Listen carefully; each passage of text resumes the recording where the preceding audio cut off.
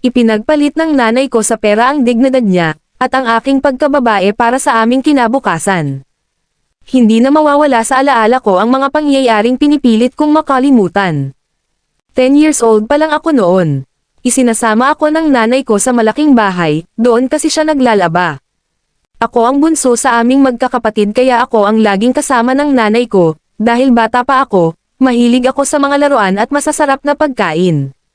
Pag nasa malaking bahay ako, palagi akong busog, at nakakapaglaro ako ng maayos dahil lagi akong binibigyan ni lolo ng laruan. Meron kaso siyang apo na 7 years old pa lang, pero sakitin ito kaya mas malimit doon lang siya sa kwarto niya kasama ang yaya niya. Malimit kong nakikita si lolo maliban doon yung yaya. Kaya pag nakain ako laging si lolo ang nakakasabay ko, binibighan din niya ako ng mga damit at mga laruan, sabi niya sa akin para na daw niya akong apo.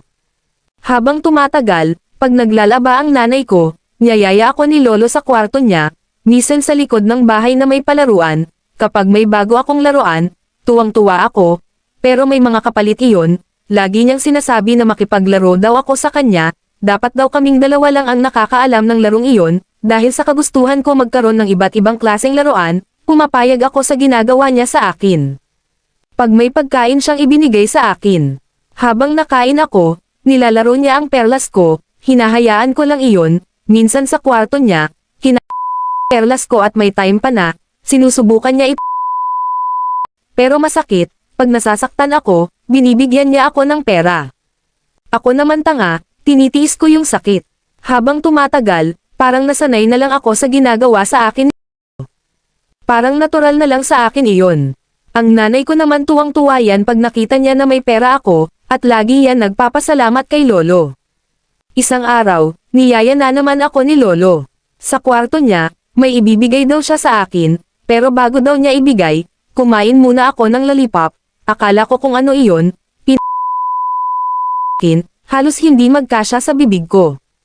At sabi ko hindi ko kaya, nagalit siya sa akin, huwag ko daw siyang bitinin. Pinahiga niya ako at kumuha siya ng langis, pinunasan niya ang kuweba ko, tapos yung kanya din, at iyak ako ng iyak ang sakit-sakit nun talaga ang Pero sinabi niya sa akin na huwag akong magsasabi sa aking nanay, binigyan niya ako ng pera at kung ano-ano. Kinabukasan isasama sana ako ni nanay para maglaba, mataas lagnat ko, kaya hindi siya naglaba noon, tinanong ako ng nanay ko, ano masakit, sinabi ko ang perlas ko, nagtaka ang nanay, at tiningnan niya ang perlas ko, sabi pa ng nanay ko kung saan daw tumama ang perlas ko, kaya ikinwento ko na ang lahat, sinabi ko ang ginawa sa akin ni lolo, at dahil doon ay umiyak nang umiyak ang nanay ko, dinala niya ako sa doktor, dahil bata pa ako noon wala pa akong naiintindihan.